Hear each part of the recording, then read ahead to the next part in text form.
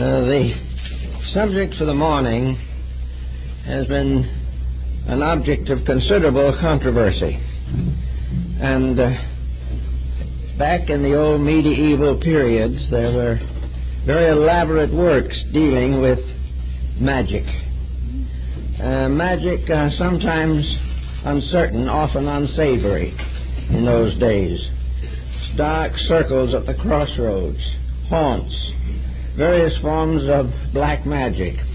All these finally gathered together under the general term of the astral light. The word itself, of course, is a perfectly innocent word. It really means essentially the effects of the stars, the convergence of star energies upon the atmosphere of the earth. We have a feeling of what they do when they affect us. By astrology and by weather and by numerous meteorological reports, we are informed, at least in part, of starry influences. But the effect of these influences upon the Earth's subtle atmospheres became the basis of an elaborate structure in magical thinking. First of all, we have to follow the general pattern of antiquity in the discussion of the planet itself. We think of the planet Earth as merely as a son of balls surrounded by some atmosphere and floating in a great sea of space. This is not the way the ancients looked at it. They considered the planet to be based upon the same general pattern as the human being himself. Man has a physical body and he has invisible principles operating through it. To the ancients, the earth had invisible principles. The earth was not merely a lump. The earth was an organized structure, a structure that was capable of supporting life and passing through innumerable vicissitudes and changes of itself. There was not only a visible earth, but an invisible one. There was not only a physical earth, but there was a superphysical one. And the invisible structures of the earth, like the aura of the human body, were energy fields. And these energy fields were involved in the evolution of everything that exists in nature. All the kingdoms of life are nourished by the energies from appropriate levels of the energy fields. A large part of magnetic healing is a result of energies being directed either by human consciousness or by various medicinal substances which carry these energies. Therefore, the whole planet is a vast organism, a tremendous, vital, dynamic structure, of which we in our daily living see only the outside and the surface.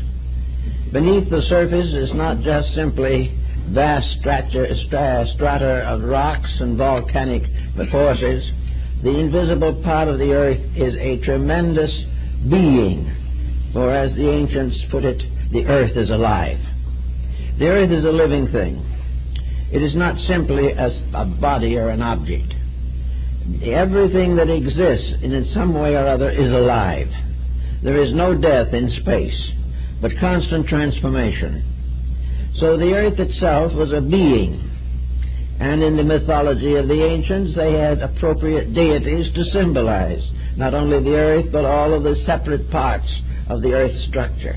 The earth has its own mind, its own emotions, its own vitality. It not only is able to support life, but it is able to direct life. It not only brings us all the different forms of energy and life which we know in daily living, but it is behind this a conscious, rational power. Now, most people today, of course, don't believe this. Science has taken the attitude that man had the mind and the rest of nature was in existence only for man to tamper with. But this is not the way antiquity viewed it. The ancients were convinced that there was a tremendous vital power behind the physical form. Researches on the magnetic field of the human being have justified the realization that man also is both visible and invisible. The invisible part of man is sidereal. It is an energy field. It has its own memory. It has its own records. It has its own morality and ethics. And when a human being with his mind transgresses the ethics of the magnetic field, he gets sick. Because everything in nature is constantly laboring towards an equilibrium which will keep things as nearly in order as possible. So we look at the earth now as a kind of world with many levels. The Egyptians did the same thing. In the old tombs there are still old diagrams showing the levels of the planet and of the solar system and of all the invisible beings that dwell therein. The Tibetans and Buddhists had the 7 heavens, and so did the Christians in the Apocalypse. All of these mysteries are now counted as merely aberrations. Well, some of them probably are aberrations, but what is an aberration? What is it that causes the individual to create fantasy? What is it that causes him to emotionalize every fact of his living? There has to be an emotional energy or he cannot do it. There has to be a mental energy or he cannot think.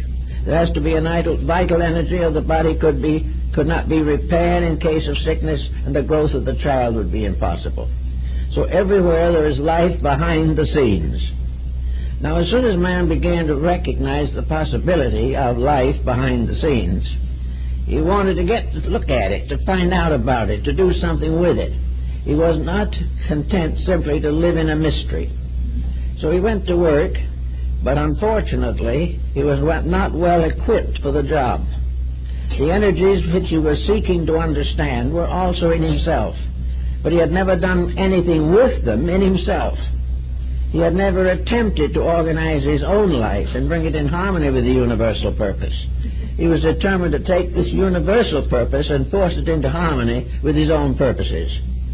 So there was a conflict here, and out of this conflict, magic was one of the byproducts. It was one of the experimental structures in which the individual was attempting to understand the energies around him, moving through him, and variously conditioning him. Among other things, he discovered that his mind could control not only visible and physical thoughts, but invisible thoughts. The mind of the individual could create thoughts. And where are thoughts? What are they? How are they born? Do they live? How do they die? Here is something that we pass over. We don't even try to explain these things. We say we had an idea one morning. Where did it come from? Was it any good? How do we know that it came from us? Did we borrow it from somebody else? And is this idea useful or useless? Is it constructive or perverse? Is it helping something or hurting something? These problems we have no way of estimating except through the old esoteric doctrines that have descended to us from minds such as Paracelsus and Pythagoras. The ancients definitely believed that the individual had a field of energy around him which could and did affect his life, that he also could poison this field with his own thinking, that he could destroy himself, and that phenomena such as drug addiction and alcoholism are aspects of the perversion of energies, that they are the sickening of the field of the imagination that surrounds the body. So we have a problem that goes back to the dawn of time as to what is imagination, how does it work, and is there a solid structure there, and how can we direct it, or how does it direct us? All this was part of ceremonial magic, became involved in the Kabbalah, and has more lately taken its place in metaphysical psychology. All of these elements, therefore, must be brought down to some level where we can use them, where we can find out what they're doing to us or what we are doing to them. At the present moment, the astral light is largely the product of what we have done to it. This field is a kind of field of the ghost world. It is the field of the invisible, but in a sense bound to the visible form of life. The Egyptians knew this ghost or phantom world. They also equated it with sleep and dreams, and believed in many cases, and perhaps correctly, that the dream life of the individual is not a mere fantasy. It is a fantasizing of something else. Anyway, we find in modern thinking there has come out of it all a kind of concept of magic. The magic of accomplishing certain purposes by dramatic intensities of the will. With magic also has come an absolutely necessary correlative, and that is ritual. Now, the Indian on the reservation here in the Southwest is a good example of a primitive magic lingering on through time. An Indian finds a little pebble. It is a nice little pebble.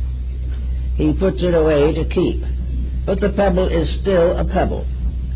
But later he finds another pebble, which he likes, and he puts it side by side with the first one. He likes the combination, so he ties a thread around it and put a feather in one end, and it isn't two little rocks anymore. It is now a fetish.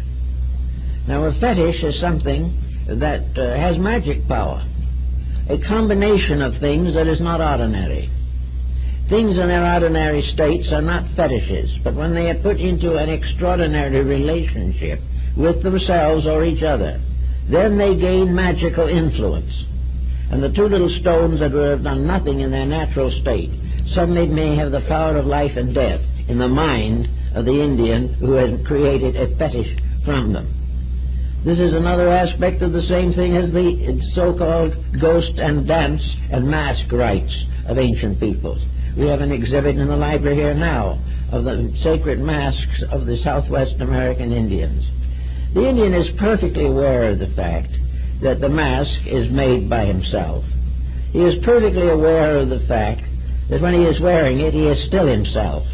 But when he combines the mask with himself, something happens. While he is wearing this mask, the astral light has stepped into his consciousness. Magic. He is no longer simply a member of the tribe. He is now some kind of a strange being conjured up by sorcery, conjured up by imagination, by ritual, rite, and symbol.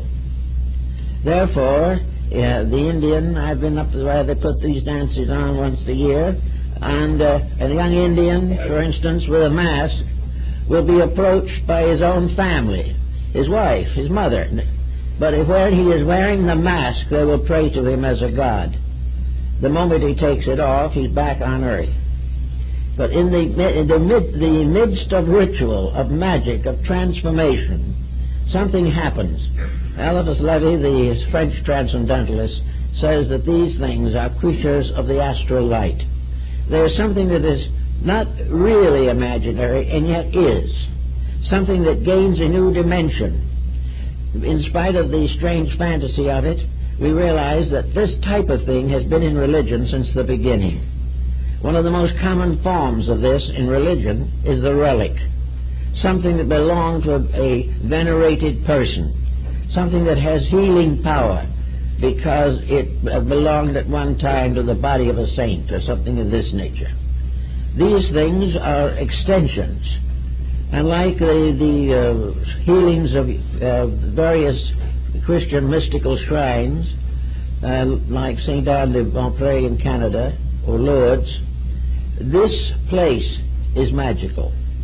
It is magic because a strange story has been built up around it. This story transforms the commonplace into magic. Magic of ritual, magic of sacred accounts, legends, lore, and all these things suddenly transform objects of common usage into things extremely uncommon, things possessing strange and secret powers. Now, where do these powers come from? In a sense, they must come from believing. If you did not believe in them, they would not exist. But what is it in the person that by believing can change his entire life? What is it that when an individual, for instance, is converted to a religion, that this conversion in words, laying on of hands, or some symbolical ritual, suddenly transforms him? He has ceased to be a sinner and is becoming a saint. Some strange healing takes place from a source difficult to analyze. All these different mysteries seem to belong to an invisible realm that is very close to us, and which under certain conditions becomes available to us.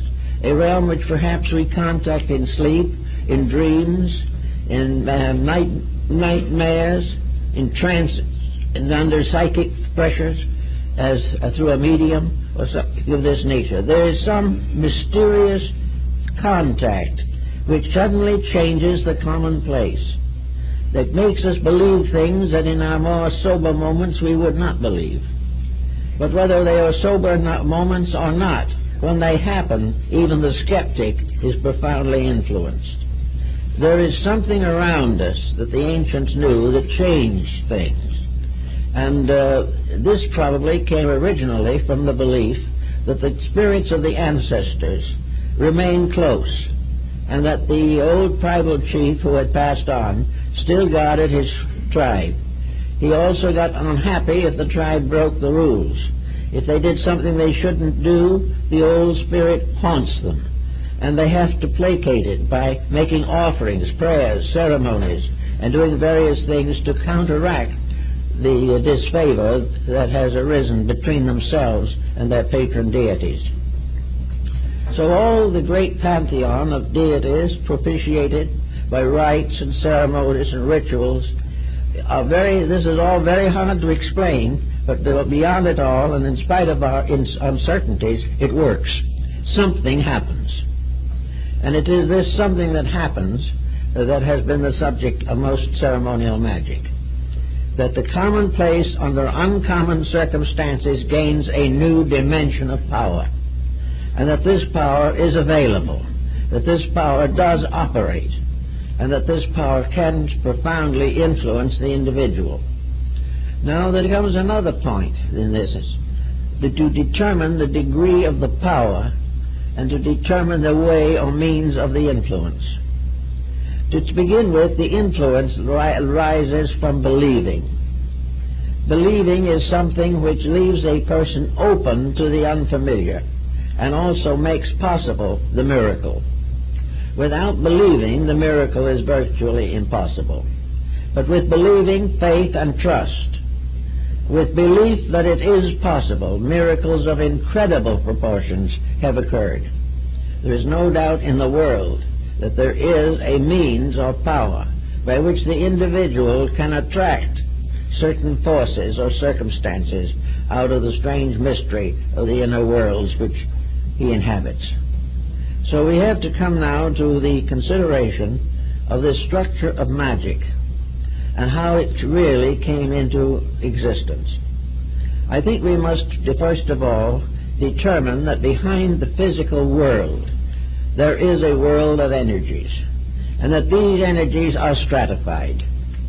That behind the physical body is an etheric energy, a kind of ether which permeates the body, and that much difficulty and sickness and sorrow and misery result from the defects which arise in the ether. The etheric body is attached to the physical body, largely in the area of the spleen, and the physical body is constantly energized from a certain definite structure. In other words, the energy that comes into the body of the individual is supposed to arise primarily from nutrition, from air, and from sidereal influences of one kind or another. Influences can also be communicated from one person to another, and an individual highly venerated has a much stronger effect upon others than one who is not so venerated. So all around us, believing is releasing, changing, moving energies. It is conditioning them for good or for bad. It is conditioning the bad conscience to face the probabilities of punishment.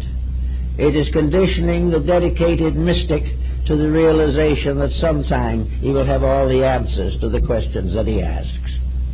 Everywhere a kind of mystical sympathy exists between things. And this mystical energy also relates to deity, for the most extreme and abstract of all problems is God. And God is the source of all life, and the universe is the structure through which this life is disseminated.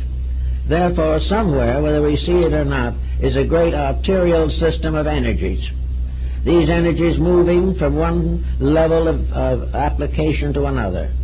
One stream of energy feeds the trees and another one feeds the flowers. Everywhere, however, energy is supporting all things that live. Yet the energy apart from something that lives is definitely impossible to define. Energy can only be known by what it does. Energy can only be assumed to be real because without it, many questions could not be answered. So we have an energy field of life. This energy field is part of the health of each person. The energy disseminating through the body moves through all of the circulatory system. Some of this energy is in the tiniest cell or atom. Part of this energy gives us the power to think. Another part gives us the power to walk. All this energy of some kind is real. Now, we have long assumed, for example, that the body just takes care of itself, and if we feed it regularly, it'll take care of us. This is a complete lack of understanding, and it has very serious consequences, because it prevents us from cooperating consciously and intelligently with the energies which do supply us the necessary elements of health and survival. Therefore, somewhere in this pattern, there is an energy, a sea of it, a great ocean of it, which, like air itself, which may be its principal carrier, that fills all of these vacancies of space, exists in every creature, shares its reality and its power with the horse and the tiniest insect. Everything is supported and is alive because of a life principle in it. And this life principle is not sustained by food. It is not sustained by exercise. But its condition and its ability to function is largely influenced by the conduct of the creature that it inhabits. That this energy is universal, not only in its dissemination, but in the infinite variation and variety of modes and forms. Therefore, it is indeed a kind of protean life that takes any appearance that exists. It can be found in the anthill, or it can be found in the elephant. Everything that lives off of this energy, and in everything this energy is exactly adapted to the needs of that thing. The answer seems to be that in one way or another the energy is what fashioned that thing in the beginning, because every physical visible force is merely a manifestation of one of these great invisible streams of energy that functions in space. So if we start looking into this, we begin to say how the ancients could have imagined and did imagine that this world that we don't see, the world in which we are constantly pouring things and having them poured back at us out of this strange atmosphere.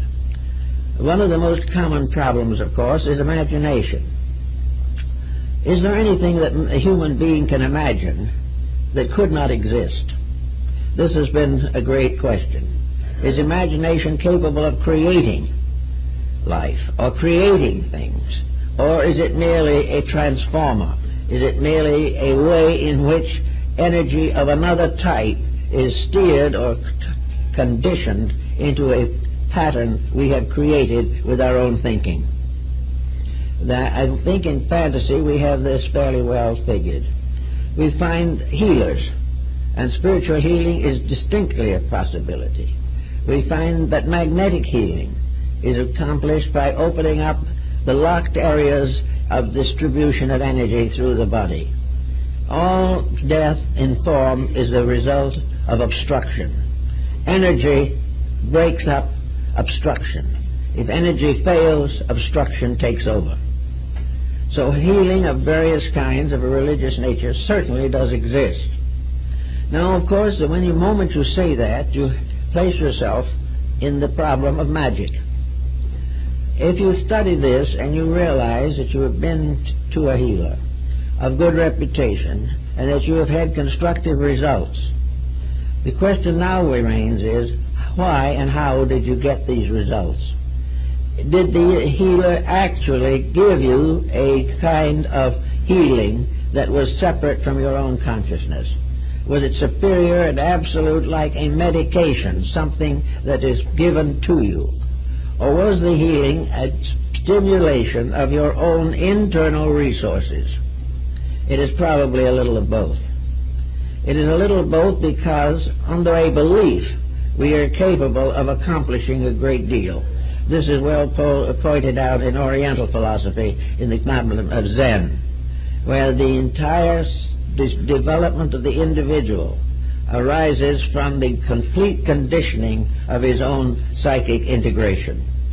Now, if it is this, if it is the individual who is healing himself, then he is healing himself by releasing energy. He has broken up an obstruction. Now, if we go up to another level of energy, we can take mental energy. An individual who has a new idea or learns something will have the power to break up the obstruction of a previous error. If he discovers he was wrong in something, and by discovery gets a remedy, then he breaks up the error pattern in himself. And how did the error pattern get into him? It came because he himself put it there through an erroneous attitude, or by believing something that was not true. So the correction and the ailment are tied together by one great factor alone, and that is energy. Energy which permits all changes and transformations to occur. Energy which changes the moral life of everything, results in the evolution of species, results also in the mysterious worlds of space around us. Energy, then, is a factor in all magic. It is life. It is something that can be steered. Now, there are two ways of steering it. One is the individual trying to adapt it to his own needs, and the other is a universal power adapting or adopting energy to its purposes through living things. Therefore, there is an energy that arises directly from deity, and there is an energy that arises from deity but is distributed through forms including the human being. And this is represented in the ancient formula by the fact that there are rays that go directly from the sun to the earth and from the earth into man. There are also rays that go directly from the sun to the moon and then are carried across to man from the lunar orb, even though it is dead, so-called. There is no thing actually dead. But the energy field of the moon is very slow in comparison to that of a live planet. So all these different things are happening in space, and in the midst of these rises the magician, the person trying to use magic. Magic being the adaptation of energy, the application of it to other forms than that which is most commonly assigned to it. The energy factor that says all things are possible. The energy that takes the poor boy into the great scientist, or takes the comparatively self-centered individual and makes out of him an economic giant. These things are all energy. Without the energy, he couldn't accomplish anything. But with the energy, he has something that adapts itself to the shape or purpose of himself. But there are laws governing this energy, and the individual does not normally know what these laws are. Therefore, he assumes that energy can be used as he pleases. And if he discovers new ways to use it, he is that more fortunate. Actually, however, energy is conditioned, limited, restricted, and specialized just as every other element in nature. So the individual who uses energy for magical means came finally to become considered under two headings: ceremonial or divine magic, and negative or black magic. White magic was the use of all energies for the good of all that lives. Therefore, white magic is the unselfish application of energies. Black magic is selfishness. Black magic is the use of understanding, wisdom, knowledge of secret matters, by means of which an individual can impose a tyranny upon someone else.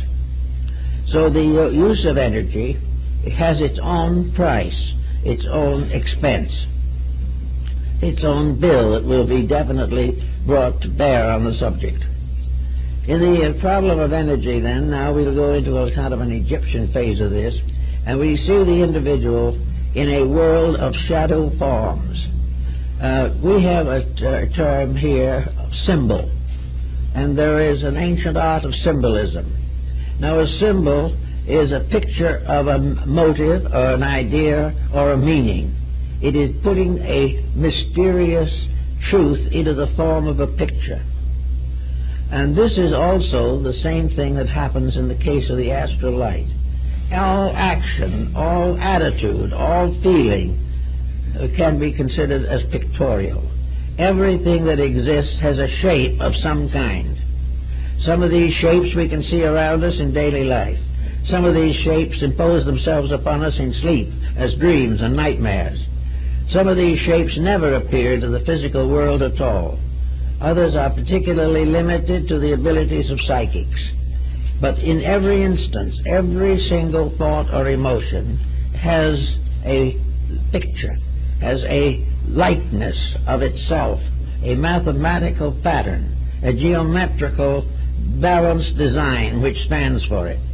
All the symmetrical patterns are related to good or constructive things, asymmetrical to evil. All things that are good are beautiful. All things that are bad are ultimately hideous. We therefore always represent evil beings as monsters of one kind or another. And we are a little closer than we realize to the symbolism, because all evil is monstrous.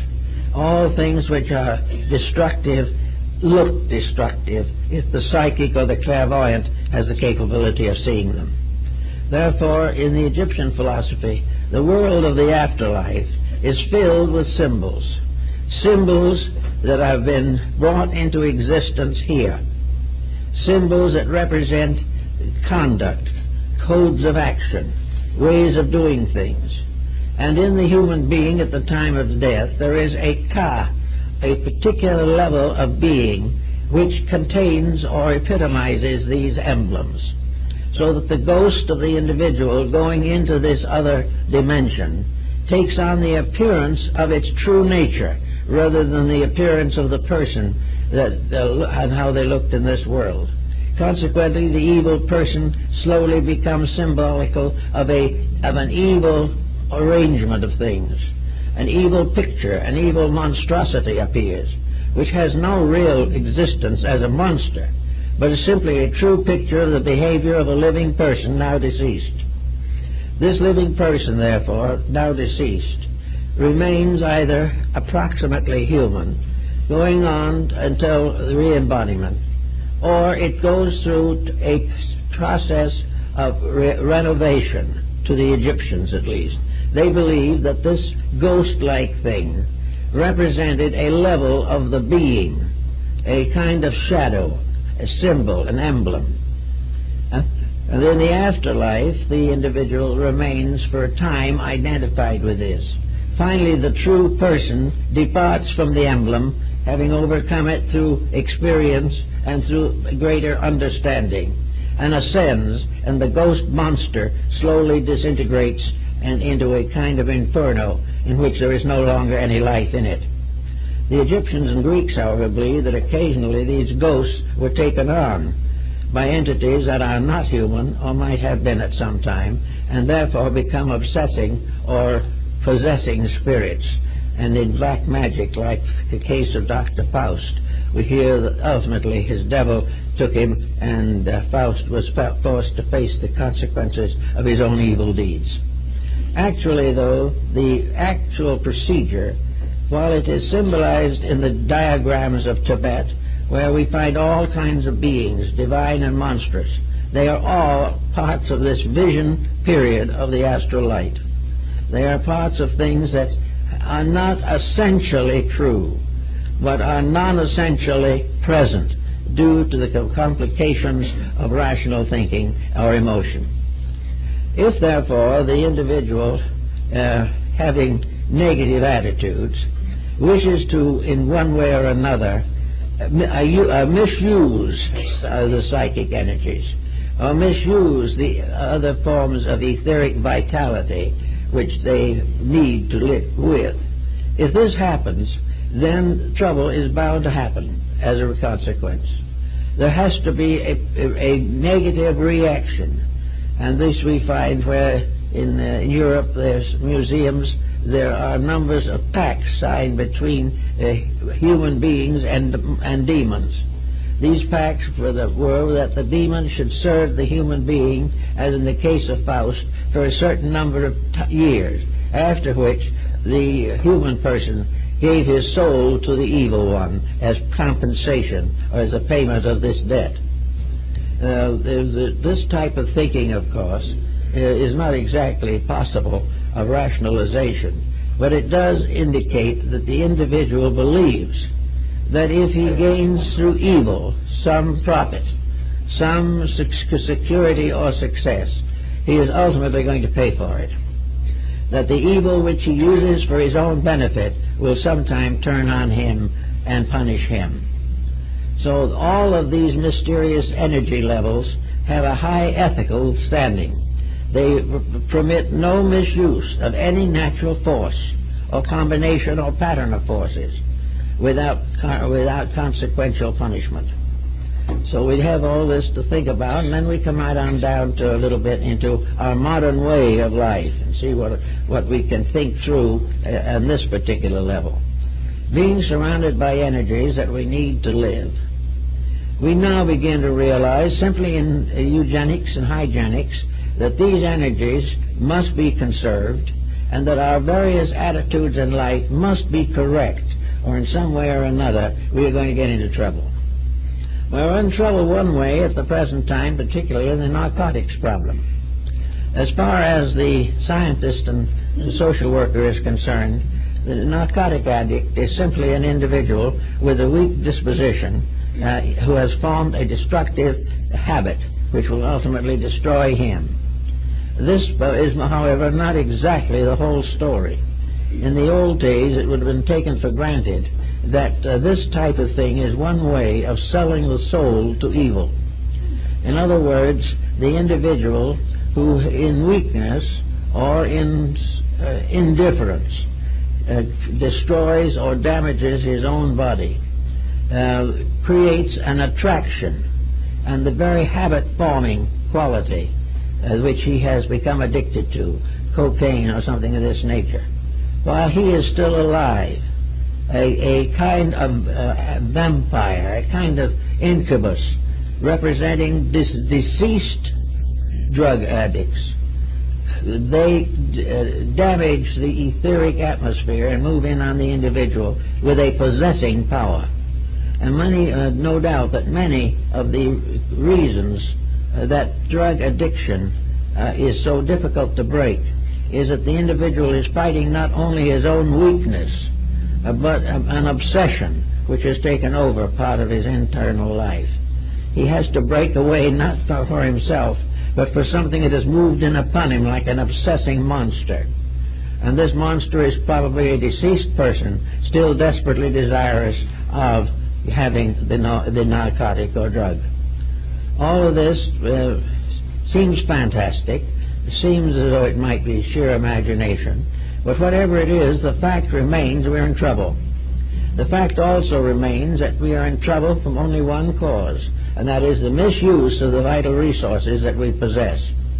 We are in trouble because we believe things that are not true. And by means of one type of energy, we create a verisimilitude for these things that are not true. In other words, energy can be wasted on a delusion. Energy can be wasted when we believe something that is not right. It can be moved to its own destruction when we attempt the impossible. And it is also undoubtedly true that it will give us trouble the moment our ambitions impel us to acts which are dishonest or dishonorable or selfish. Energy is moral. We have to recognize that this problem is one of ethics, that every misuse of energy is punished by that energy itself. The energy which is disappointed or abused is like a physical body that has been damaged by excess. the body finally turns and punishes the person who has abused it. Energies do the same thing.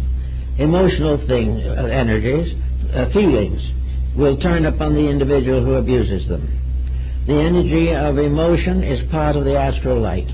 It is part of this mysterious invisible which performs visible functions. Therefore, hate is certainly a misuse of energy. All the different excesses, every unbeautiful or ignoble use of energy, any abuse of energy, is not punished by the body but through the body. It is punished because the abuse has damaged the balance of equilibrium. This abuse has damaged the flow of life force through the vital organs of the body. The body is damaged, but the thing that damages it is not the actual drug, although it's bad enough. The thing that's damaged it is the habit, the idea of dependency, or the belief that some false action is going to be rewarded with happiness or pleasure. This is a world today of ulterior motives. Everyone is trying to get what he wants. Everyone believes that his own desires are of first importance, and he is perfectly willing to sacrifice other people for the attainment of his own purposes. This is an abuse of energy. This is a misuse of the mysterious field of life in which we exist. It is also tied up with the atomic records that are carried from one life to another, for these records are carried in the magnetic fields, and the individual can and will in time find out the reason for all the things that happen to him, but not until he is able to stand this discovery without personal damage. So all these different factors work together, and in our problems of daily living we have to work out some solution. And in religion we have to be particularly careful, because religion was involved in magic from the beginning, and religion is still to a great degree involved in the mysteries of the astral light.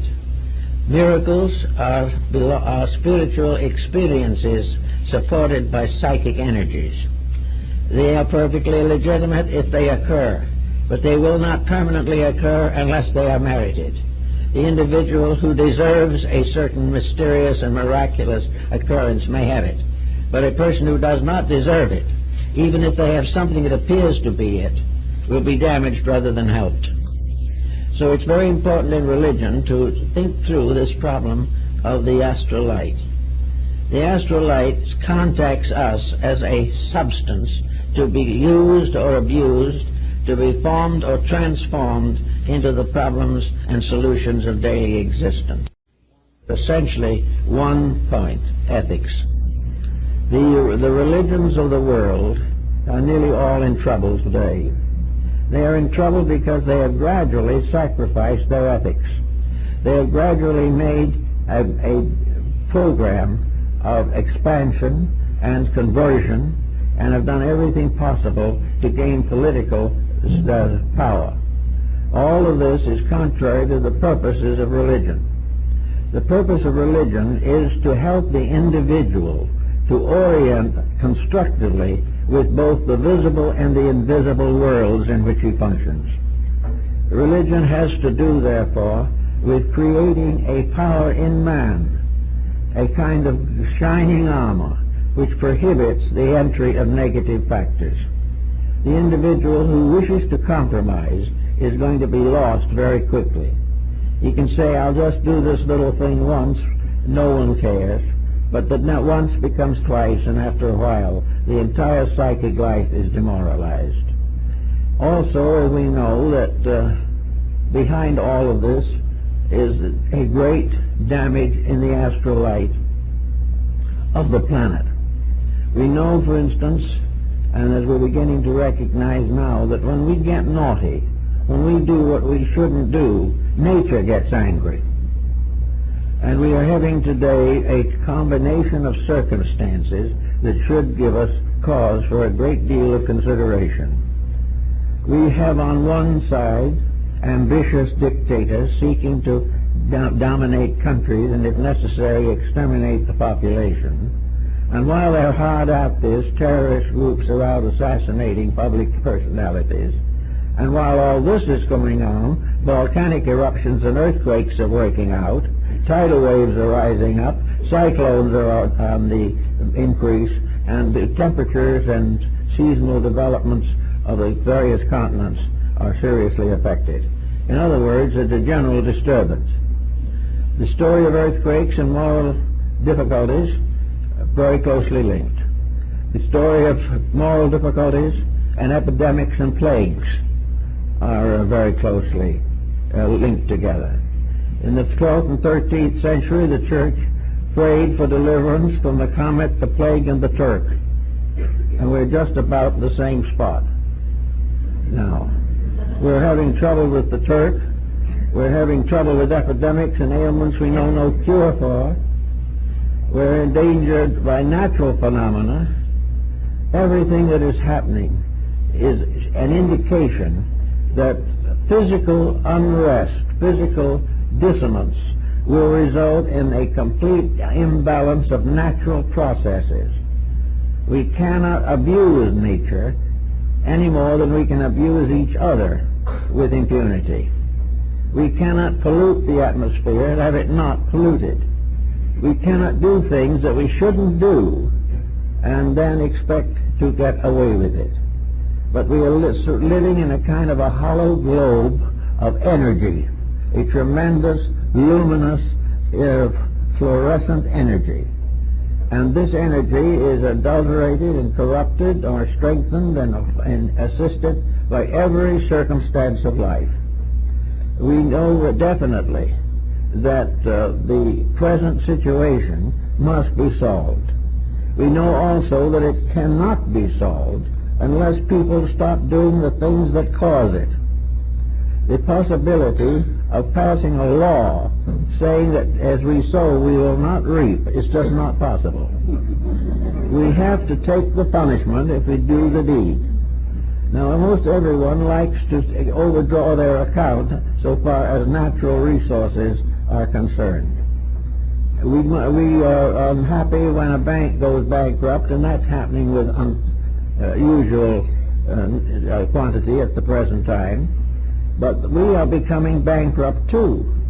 And this bankruptcy of ourselves is far worse than the loss of the dollars. This bankruptcy of ourselves will and can destroy the equilibrium of the planet. The planet is alive, and the planet is getting tired, undoubtedly, of the nuisances that are inhabiting it. It is getting weary of being told constantly how we love each other and at the same time go out and kill each other. It is, nature is aware that we are not giving due consideration to the consequences of our own actions. And this is not only in connection with our constructive and destructive moral attitudes, but it is partly involved in the advancements of the sciences, in anything in which there are major changes in environment. There must be appropriate improvements of character or something goes wrong. Now, what goes wrong is this imbalance of energy. And it can well be that we are worried about the contamination of our drinking water. We are worried about the fact that the ocean can't carry all of the refuse that we have forever. We are worried concerning the artificial control of pesticides and so on to keep our crops coming in. These things were worrying us, but nobody does anything about it, really. They pass a series of laws in which they set up a new trouble to try to correct the old ones. But actually, somewhere in the line, the human being has got to realize that he lives in a universe of law and order. He lives in a world in which common sense exists in the atmosphere, even if it doesn't exist within man. When we find that we cannot do something, then we have to begin to think of making the changes in ourselves that are necessary so that we can survive. If we can't afford something, we cannot afford it, that's all. if we cannot continue some expansion program that is going to ultimately denude the earth and destroy its subfields, we will stop doing it. There is no other way. And there is nothing that can possibly prevent the great computerizing of life. The invisible world around us is the most perfect computer that we will ever know, because it can truly measure the fall of one sparrow. It can detect the mistakes and bring out the inevitable consequences. In almost every case, mistake is suffering. And if it isn't suffering immediately, it will ultimately be suffering. And somewhere along the line, we have to realize that health is the result of not causing suffering. That health means that we have to bear witness to this universe of energies, which is perfectly balanced, in which everything necessary for existence is available, but cannot necessarily be sold on a basis of so much per share.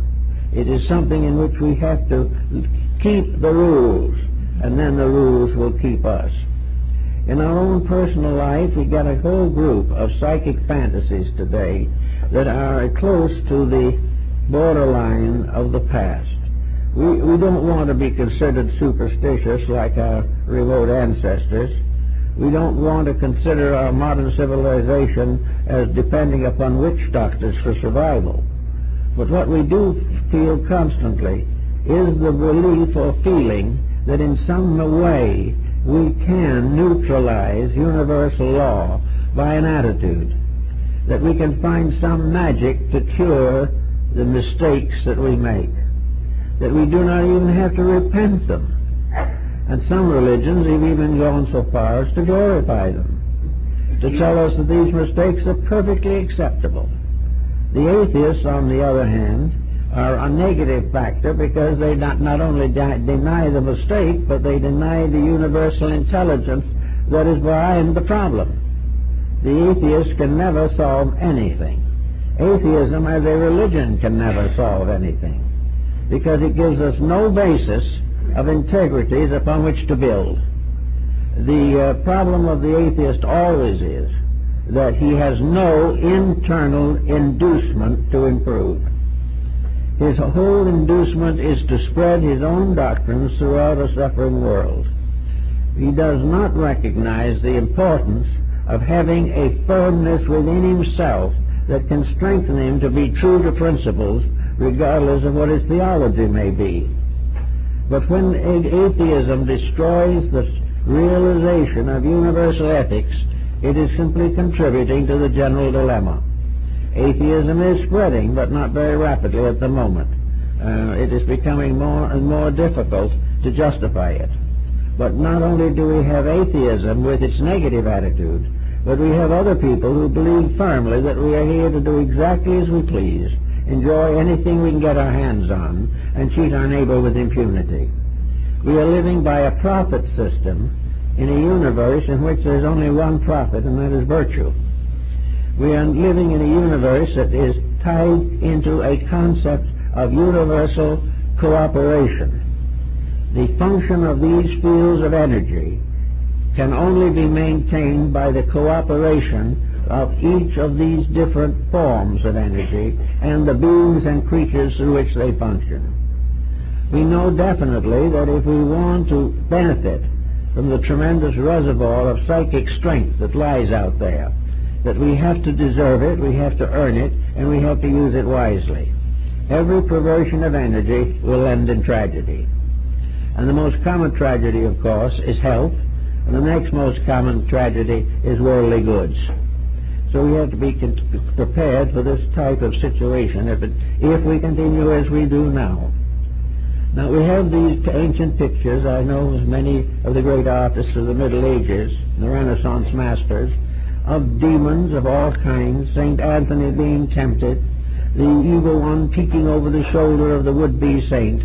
All of these things, the evil one in this case represents the ruler over the power of this and world of deceit. And this is the negative psychic life of the individual himself. In each person there is a redeemer and a destroyer. In each of us there is a transformation upward or a degeneration downward. And the degeneration is in the keeping of this evil spirit, which is simply the embodiment of a symbolism. Our advancement forward is in the keeping of a good and kindly spirit, which is going to bring us finally to the fulfillment of our natural destiny. So all these evil things, this world of demons that has been preserved for us, these obsessing problems that we still have. In working over the years, I've had to work with many people who were profoundly convinced that medieval sorcery was working on them today, that they are suffering definitely from the black magic of those around them. The evil spirits are moving in on them. And of course, these folks are under the fantasy of the astral light. They are under the fantasy that makes anything you believe the truth. And that one we believe wrongly, we've got to correct it. Now, when a person has the wrong beliefs and gets into these troubles, what do? Well, you can go to them and you can talk with them and you can reason with them, and in many instances you can do some good. But in a great many other instances you can do nothing. The individual is far more certain of his own aberration than any possible solution. He has had this suffering himself, and therefore the opinion of another person is worthless. He has seen these evil spirits in his sleep, therefore who denies them is a fool. The individual who is in serious trouble has built a certainty about his trouble. He is so sure of it, so completely wrapped up in it, that no one can reach him. No one can tell him that it's his own hallucination. No one can tell him that the demons that bother him are the results of his own misuses of energy or his own misinterpretation of the happenings of living. The individual who has gradually developed a neurosis is only one step from being a black magician.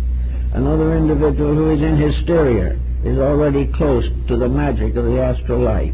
These things are moods, they are conditions, they are factors that the individual himself builds up. This building up also builds up this field of energy which we are all in. The various mistakes of the whole of humanity do create in the magical energy fields a stratum of difficulty. In other words, just as surely as physical refuse can poison the planet, so psychological refuse can poison the astral light, can poison the metaphysical field of energy.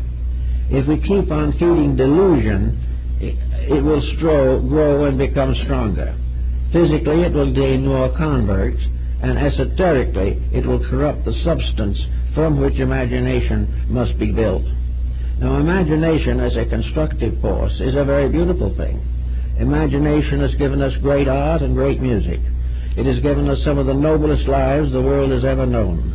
It has given us the dreams of a better life, but stronger dreams than we would otherwise ever have. Imagination is a very beautiful thing. But if this imagination turns sour, it turns the same way that the things we see around us. We see great music turning sour. We see a terrible noise taking the place of music. We find literature turning sour. The days of great writing are no longer venerated or respected. Nobody reads them anymore. In a very short time, motion pictures and television have gotten into very serious moral difficulties, simply because they did not have the courage to stick to principles. Everywhere we turn, decadence is the prevailing circumstance. And this decadence represents a kind of infection. It is something that not only we gain through contact physically, but the energy fields that supply the life upon which we must live are also depleted. The energy fields not giving us the proper supply of constructive energy, we begin to be sick, we get tired, we get worried, we find more and more justification in fear. And all these things represent finally a vast chemistry, a great negative alchemy that is affecting all of us and affecting the world in which we live. Now, we can't necessarily go out and force a change in the astral light. It is said that after the crucifixion that Christ descended into limbo to liberate the lost souls. This was a part of the idea of the ministry, that he could cleanse or herald Hades. And this was part of the doctrine also in the Orient, where the Buddhas went down into the underworld to redeem the lost or tired or broken ones. Now, this does not mean that either Christianity or Buddhism or any other religion actually believed in hell. There is no conscious religion that's worth anything that believes in ultimate damnation. There must always be a redemption of some kind. But this damnation that we're worrying about is not something that we have to regard as an eternal hell. It is something which we must regard as a level of misuse, a misunderstanding, abuse of powers and privileges, that we have gradually weakened our own integrities, and if there is an evil world, it's right here, not where we go. We cannot go, as Plato pointed out, to anything much worse than we have here. And the idea that the solution lies in escaping from here is no good, because wherever we go, we take ourselves with us. And it is the self we take with us that is the greatest cause of our annoyance. It is the greatest cause of our distress and misery. Consequently, we have to get to work and more or less use fantasy, use imagination for great good. We have seen the wonderful poems of the mystics. We have seen the beautiful scriptures that have been given to us by all the nations of the world. We see the magnificent architecture. We see the tremendous beauty of the garden that has been given proper and due care. We find the glory and wisdom of the good person who has lived well in the fulfillment of duty, responsibility, and dedication. All these things are part of fantasy, part of imagination, but they are what Jack London called dreaming true. They are the thing that proves that the fantasy is really an anticipation of the fact that everything that we hope for can come. Everything we believe to be right will triumph. But at the same time, we must do what we can to get away from contributing to the attitudes that make us sick. And one of the good answers to this is that we must get over the idea that we can correct any condition we do not like unless we cannot correct it unless we outgrow it. That has to be solved. We cannot walk out on our crimes, sins, and misdemeanors. We can take them to the grave, but they will not end there. We must definitely take hold of the great concept of the ethical universe, which energies for every particular purpose. Not long ago, I read a little article about Zen and Buddhism, and in it was something I'm going to do something with some of these days if I last that long, and that is the fact that snow was crying when it melted. Now, this is a kind of a strange thought out of context, but to the idea it is, even snow is a being. Everything is a reality of some kind. Everything that we abuse is a reality that weeps. Everything we do well is a reality that rejoices. Every single thought we have has some relation to being. Hope is a being as well as a word. Hate is a being. These things become internal monsters or good spirits depending on themselves. But everywhere there has to be this realization of the tremendous potential of being the thing we need to be. We must gradually awaken to the fact that this universe is essentially beautiful, that the Garden of Eden is still here, that all of the nobility of existence awaits release. And fantasy, the constructive fantasy, is the individual dreaming of a better world and building a foundation under the dream. Dreams come through to lead us to new certainties. Nightmares do the same. And they both use the same kind of energy, but it is differentiated by the organism through which it passes. The hater uses more energy to hate, the lover more energy to love. The proper use of the energy resources is the cleansing of the Aegean stable in the labors of Hercules. It is also the symbol, always, of the redemption of lost souls. The lost souls are ourselves, but also the lost souls are the beauties that we have corrupted. The lost soul is harmony that we have tamed into inharmony. The lost soul is joy which remained turned into grief. The lost soul is hope which we have transformed into fear. They are all uses of the same great energy powers. They are the same uses that we have to make in terms of our internal lives. In external, we have to plant farming, we have to get crops, we have to find various ways of feeding the world as we try to do. These are the physical things. In the emotional world, we also have to have our crops, our sowing and our reaping. We have to build materials there that become part of sustaining the integrities of life. And these integrities are sustained in two ways, either from below or from above. As they are sustained from below when we create beauty and do lovely things and make wonderful poems and write great books. All these things inspire and lift the individual toward reality. On the opposite side, we have an inner life of dreams and hopes and aspirations, of love and affection, integrities. And as we cultivate these from above downward, the beauties of below come up to meet, and then we have a beautiful world. We have a world and things are done as they should be, and that we enjoy the results of this doing because it was something that we were intended to do from the beginning. There never was a time when the world was not supposed to grow.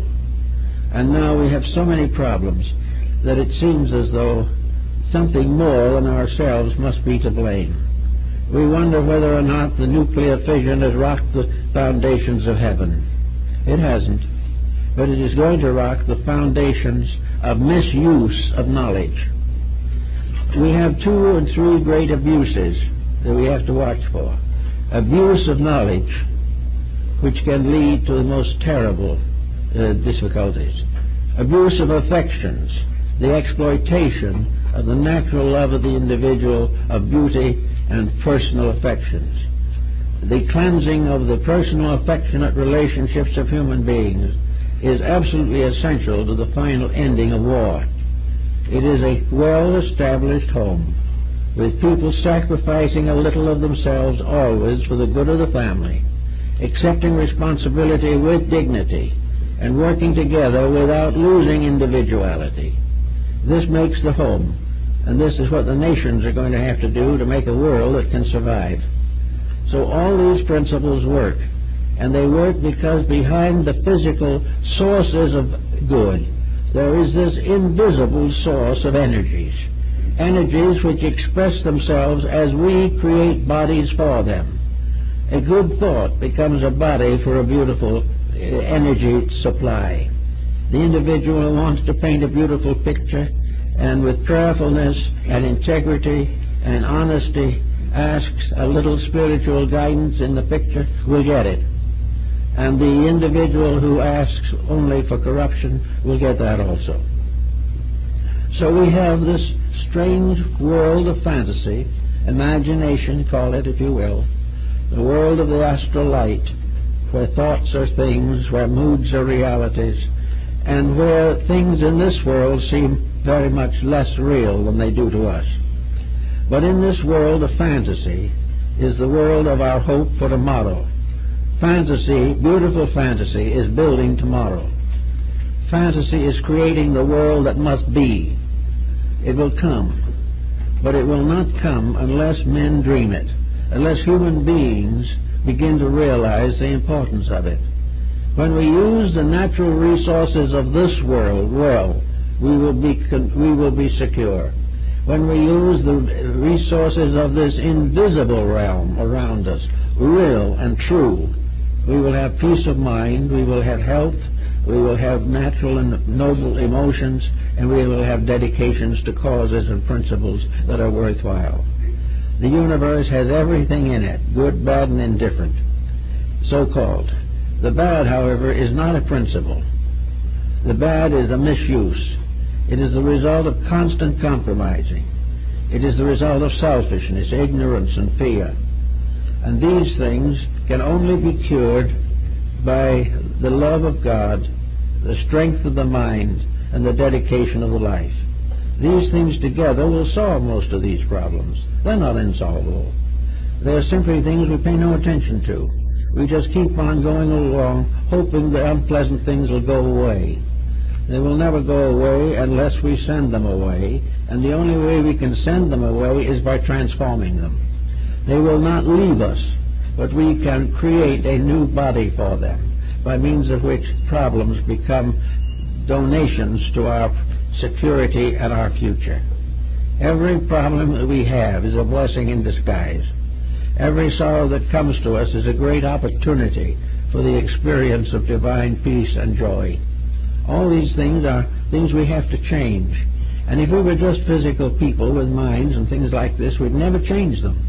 But because of this strange world of mysterious causes behind us, this infiniteness of ourselves, so that we are not really just little people wandering around in our own little homes and streets and cities, but we are symbols, we are points of energy in the world. And behind each one of us is an inconceivable totality, a reservoir of infinite strength, infinite beauty, infinite reality.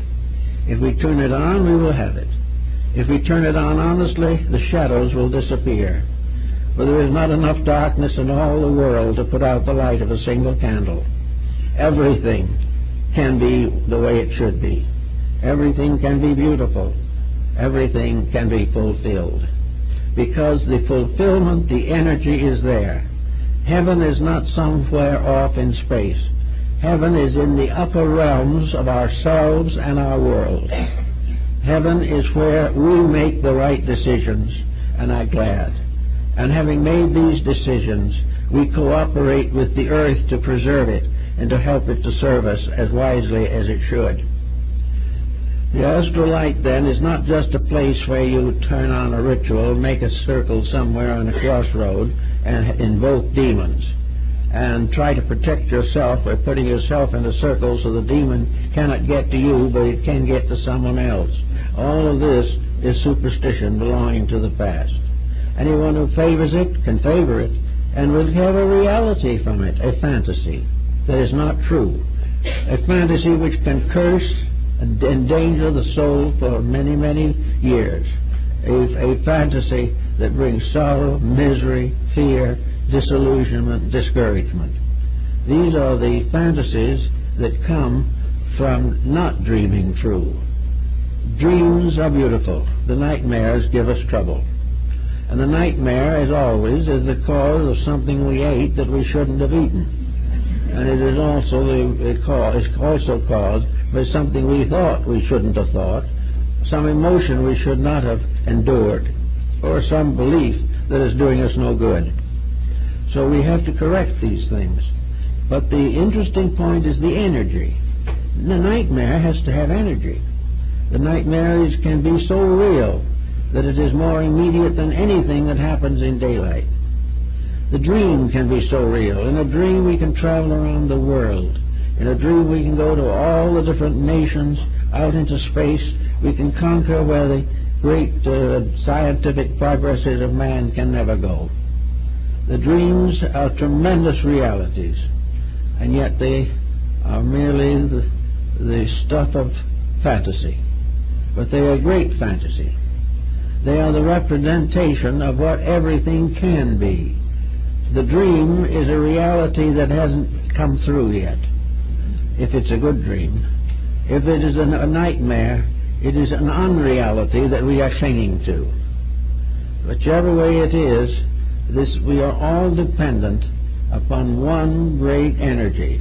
Call it God, call it nature, call it life, call it reality or being, but it is one great energy.